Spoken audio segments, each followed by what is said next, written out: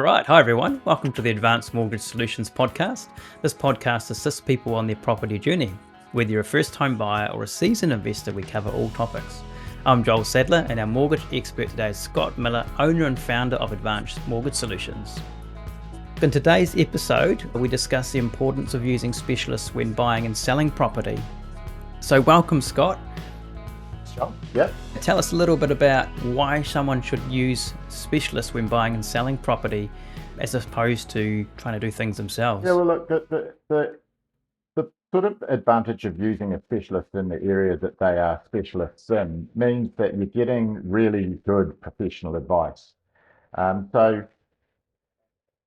by using a financial advisor, for example, a lot of the time you'll be able to give personalized financial advice to that client that, say, some staff members at the bank can't give because they don't have the right licenses.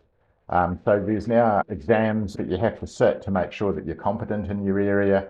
You know what you're talking about. You can hand on heart legally give financial advice. Because the banks are so big out there, they don't always have everyone covered off with the right licenses to give that advice, so that those people have to say, hey, actually, I know you're asking me a question around this, but at this stage, I'm not actually able to answer that. And then it also drifts into all areas of buying a house, so you'd certainly use a solicitor for legal advice. You'd use a property inspector for a building report. You'd use a registered valuer for a valuation. There's all sorts of specialists that can help you out in the process of buying a house. And it's just drilling down and knowing when to use that particular specialist for the purpose of what they do in the sort of timeline of what you're looking to do. Yeah. I think that was part for me was a little bit confusing when I bought my first home many moons ago. I ended up actually going online, I think, and sort of Googling the process because I didn't know, and I ended up using a mortgage broker, and it was, really helpful because they could guide me as in, hey, look, you need to find a solicitor. This is generally the process, work with me. This is the process going to happen. So can they book a meeting with you at that early stage and just sort of say, I have my deposit or I'm ready to go kind of thing, but I just don't know where to start? Look, absolutely. And we encourage it actually because it allows us to do some homework in behind the scenes before we really approaching any of the lenders for finance. So if there are some bits and bobs that might trip us up if we just, told the story as it is right now, there's a chance that one or two of those positions might upset the process of getting approved. So the earlier we're involved in that, the better. Even if it's like, a year out even, we're still doing the numbers and everything to sort of make sure everything's the way it should look. And again, by going back to those specialists, plugging myself in would be one of the most earliest specialists, I suppose, because really getting assistance from a valuer or a building inspector is only really going to take place once you've had an offer on a house, accepted, which might be several months down the line. It doesn't mean you don't use them, but they're plugged in at a different timeline to when you come and see me, for example. So typically, in order of seeing the specialist, it would be going to see a financial advisor first to make sure that you're in the picture of being approved. The specialist then would take you to a lender. Most of the time, you'd be looking at a mainstream lender, what you and I would call a bank, as opposed to a second-tier lender. They have a position out there in the marketplace, but typically it's for things that are a little bit oddball. Not buying a house, for example, the first port of call, it would be very unlikely to go to a second-tier lender unless there were some other circumstances like financial sort of adverse credit history or something like that. Then they've got their own little cubbyhole of assistance. But most of the time, you'd go to a bank. At that stage, then you'd be introduced to the real estate agents and the like out there that would be selling the houses.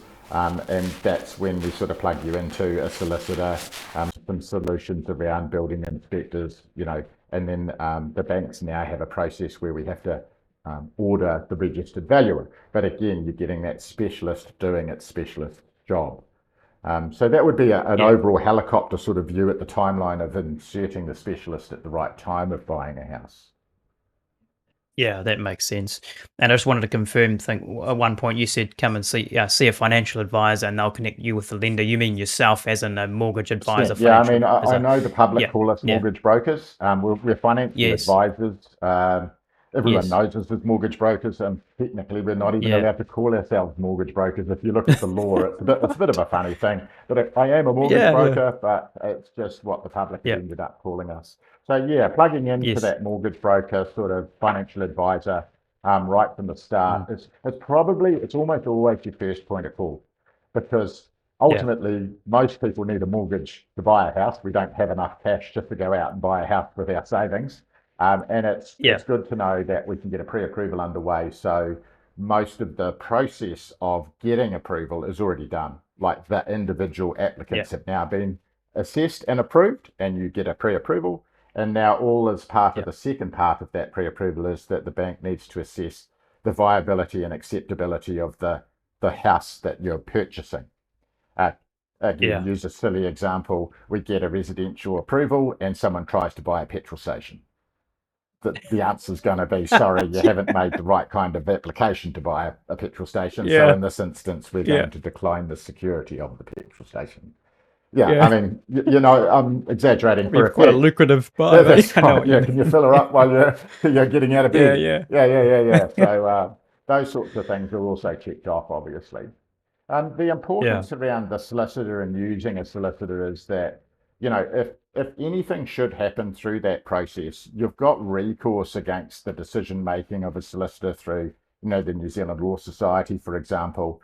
So again, you're getting that support from the professional, and also any kind of mishaps. Not very often do they happen, but if a mishap did happen, you've got recourse to that mishap because they're a specialist in their area, they're licensed in that area, similar to me, similar to a building inspector, similar to a registered valuer.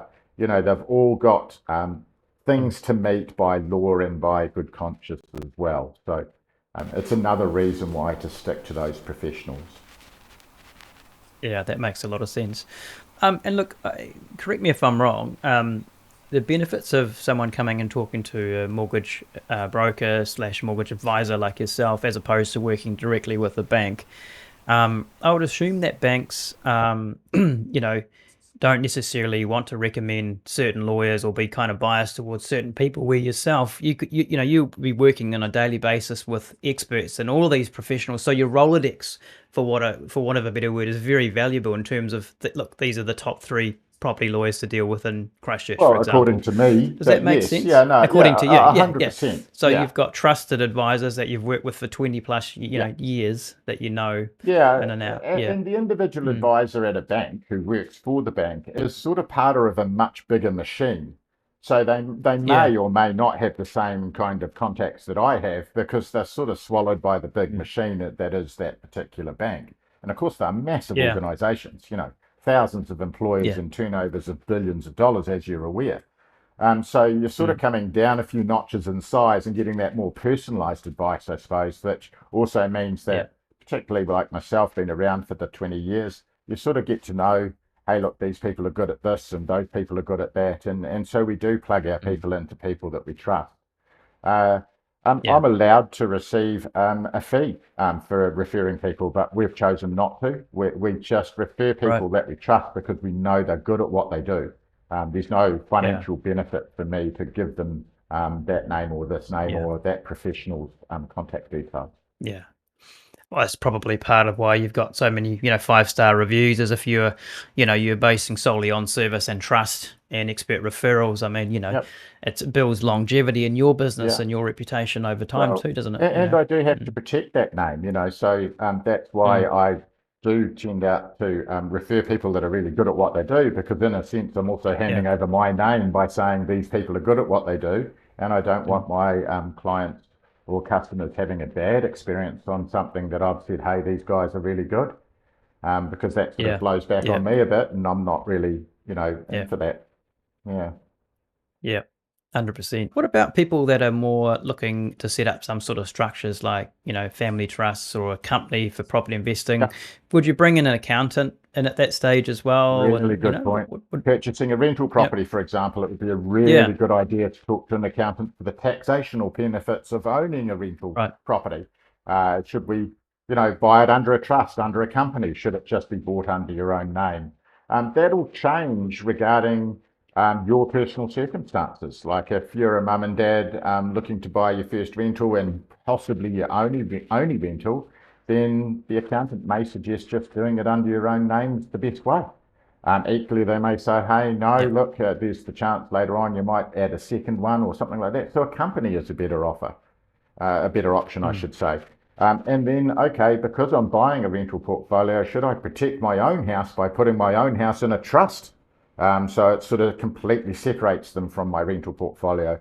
So a really good Yeah, example right. of getting professional advice. Look, there's a lot of accountants out there, and not all of them are absolutely plugged into the property side of accountancy. They're more business accountants. Mm. So when you're out there talking to the specialists, just make sure that they've got some information and understanding knowledge about, property tax law as well. So yeah, that's Yeah. a top-notch example there. Yep. Yeah. Brilliant. And if someone comes across a property that is being sold by a private seller, by an individual without a agent involved, um, I suppose in that process, it's probably more important to even have lawyers involved just to check everything out because, sometimes people can do that and they might have done multiple times, but if it's the first time someone's trying to sell a house privately, Yeah. they may not necessarily know what they're doing 100%. either, right? And although, Mm. a lot of the process of buying the house is a financial decision, when you go to Yeah. sign something like a sales and purchase document, regardless of whether a real estate agent's involved or not, you're now signing a legal document. And Mm. that's so it's so important to get legal advice around a legal document. Some people don't Yeah. realize that once they've signed a sales and purchase document, you're sort of beholden to see through that agreement that you've had with the vendor to the end, and changing your mind and saying, okay, actually, I've changed my mind. I don't want to buy that house anymore is not a reason to get out of the contract.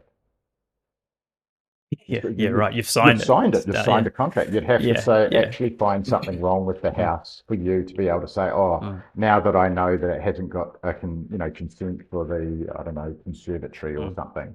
On that basis, I'm Mm. pulling Mm. out of my offer. That's completely normal and completely okay. But just going, oh no, I've Yeah. changed my mind. I don't want to buy that house anymore. You've made a commitment to buy the house that is higher than just changing Yeah. your mind. So again, it's that Yeah. kind of legal advice from a professional that can say, okay, here's the pluses and the minuses to the decision that you're making Yeah. in this offer. Yeah. Yeah, it's actually interesting you mentioned consent. The recent property that we purchased that we're in now, the driveway wasn't consented. It's a reasonably new Yeah, home. We didn't build it, but it was a couple of years old when we bought it, and the driveway was just sort of rushed through, kind of last minute, and the consent process wasn't completed. So the lawyers found that, yeah, and I'm really glad that they yeah, did because obviously there's cost and yeah. mucking around after the fact, and we didn't really necessarily leverage that or anything. We just wanted it to be consented, and so they 100%. rushed the consent through the council and got it No, done, which was look, the great. last So thing you want to be doing is mm, buying someone else's problem. And yeah, essentially, you could have been exactly. buying someone else's problem if you hadn't got that legal advice. So Yeah, that yeah, another great example of just getting that professional in to fully drill down and yeah, understand what's going on. A lot of people try yeah, and read the LIM reports themselves. Now, there's nothing wrong with yeah. trying to read it yourself, but unless you're a lawyer and know it from a legal angle, do you know the ramifications or situations that a particular non-consented item could have over a purchase? Well, I don't, but Yes. a lawyer would. Yeah, So, yes. yeah, Yeah. yep, Yeah, yeah, interesting. Brilliant. And I suppose, another thing that is we've kind of, quite far down the track now, but obviously with the earthquakes that happened in yeah, the Canterbury region, there was so many different nuances and with property exchanging hands post the earthquakes happening, the insurance claims moving with that property to that one, so much mess, wasn't yeah. there? I bet you've seen some interesting things play out, Yeah, very much so. And if you as take it well. to the Yeah. extreme, the Mm. properties that were considered write-offs as such, so they were called as is, where is purchases. A lot of those Mm. companies sort of sprung up and started to fix those, and then re-enter them into the market, fixed, ready to go again, fully insurable. And Yep. initially, some shortcuts, I believe, were found out, and so the lenders were Well. particularly Mm. sort of cautious around those kind of purchases and asked for a whole Mm. heap of extra information just to make sure that the property really was what it says it was. Oh. So again, getting those specialists in there to make sure that the EQC work had been completed to a tradesman-like standard. It just wasn't a slap of paint and a bit of a bodge job to make it look better, and behind whatever was still the original problem that was considered an effect of the quake. Look, important on so many different levels just to get those professionals in to make those checks. And as you've alluded to, even more important in Christchurch because of those events that happened in 2010 and 11. Yeah. All right, Scott. Look, thanks so much for sharing your wisdom today on, why it's so important to use specialists across the board. If anyone's looking to start their journey, as we mentioned, to get access to you with all your knowledge, but also that Rolodex of your recommended specialists across the industry, how would they best get in touch with you to book an appointment or move forward? So look, all of our information's on the website, advancedmortgagesolutions.co.nz. There's contact forms there, there's phone numbers, emails, everything's there. There's a lot of information if you're just searching the different types of mortgages or different types of purchases. It's all there on the website. Brilliant. Lovely. All right, thanks, Scott. No problem. Thanks, Joel. We'll talk to you next time. Cheers.